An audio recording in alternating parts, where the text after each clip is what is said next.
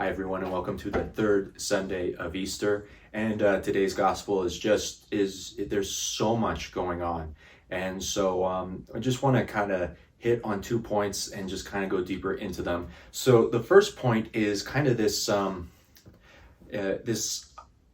People have different interpretations of it, but basically Peter says, "I'm going fishing." And it kind of seems like even though the Lord has already appeared to him, he still kind of doesn't get it. And so he's going back to his original occupation. And so even after the resurrection, why is he doing that? And it's just kind of those mysteries we won't know. So he goes fishing and some of the apostles follow him. All right. So he's going there, and it's the same story from when he was a fisherman from before he met Jesus, right? He's not catching anything. All right. And so, but they're off from the shore, and Jesus is there, and Jesus says to him, put your net over the side to catch some fish, right?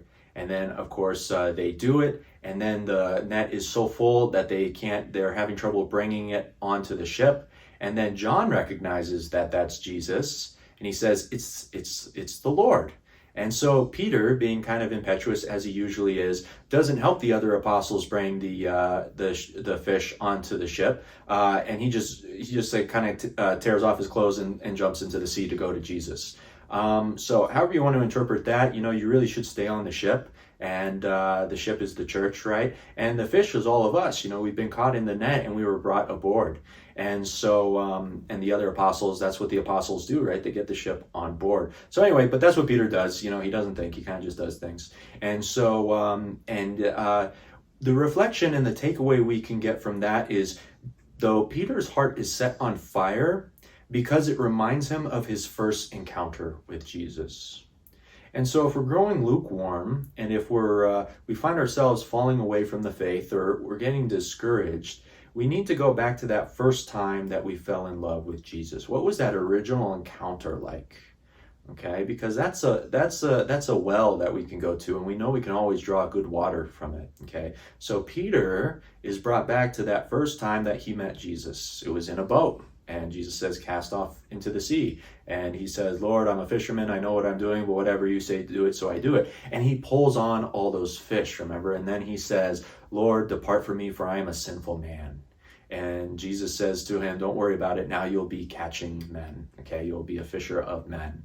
And so when the Lord meets him after the resurrection, the Lord draws upon that original experience. And that's where the Lord is waiting for all of us, especially if we find ourselves falling away. Go back to that original place where we've met the Lord. Now, the second part, if they do the long reading, which if it's me, we're always going to do the long reading, is when Peter gets to the shore, there's this interesting dialogue between Peter and Jesus. And Jesus asks him 3 times, "Do you love me?" And then he says, "Feed my sheep." But we lose the translation here, because the first time that Jesus asks, "Do you love me?" Remember, there's a few different words for love in the Greek. Jesus asked Peter, "Do you agape me? Do you love me? Do you have that divine love for me?" Okay. And then Peter responds, "Yes, Lord, you know that I philos you, that I have a brotherly love for you." In other words, I can't really meet you where you're asking me to meet you.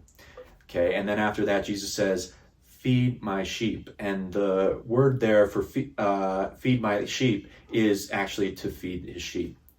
The second time Jesus asks again, "Peter, do you agape me?" Okay, "Do you divine love me?" And Peter again responds, "Yes, Lord, you know that I philos you." Again, I love you as a brother. Okay, still not able to get there. And then Jesus says to him, in the English it says, "Feed my sheep" again, but this time he says, "Shepherd my sheep," which is important because he's giving this shepherding duty to Peter, right? Peter is going to be the Pope. Peter is the Pope, right? So that's really an interesting apologetic for the papacy. Now, a third time, Jesus asks, and this explains why Peter got sad, right? Then Jesus asks, "Do you love me?" And this time he asks him with the philos, "Do you do you philos love me? Do you brotherly love me? And then Peter gets sad and he says, yes, Lord, you know that I philos love you. I brotherly love you. In other words, he's sad because he can't meet Jesus at that agape love. But Jesus still says to him, feed my sheep. And again, this time it's the regular feeding of sheep. And he says, follow me. Okay. And what we get from that is that even then, Peter's still not quite there, but Jesus still asks him to follow him, to be the Pope and to lead the apostles. Okay. And so again, that's a message that sometimes we're just not where Jesus is asking us to be. That's not an invitation to give up. It's not an indication. It's not an indication to beat ourselves up. It's just, okay, God, this is where I'm at. I need your grace to do better. Okay. And Peter does need that grace. Okay. He goes on to be the Pope. There's even a legend tradition with a small t, I should say, that Peter, when it's time for him to be crucified, is running out of Rome. And then he sees Jesus carrying his cross going back into Rome. And Peter says, Jesus, what are you doing? He's like, well, I'm going to go be crucified again because you're not willing to do what you should do. And that makes Peter feel terrible. And so he goes back into Rome. And of course, we know he's crucified upside down because he doesn't feel worthy to be crucified along with the Lord. Okay.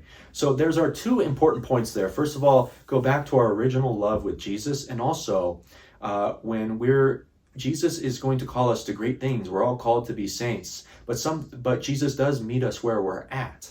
And so we're called to stay, when we're at where we're at, to ask grace to grow and to become the saints God is calling us to be, so that one day we may see him in heaven face to face.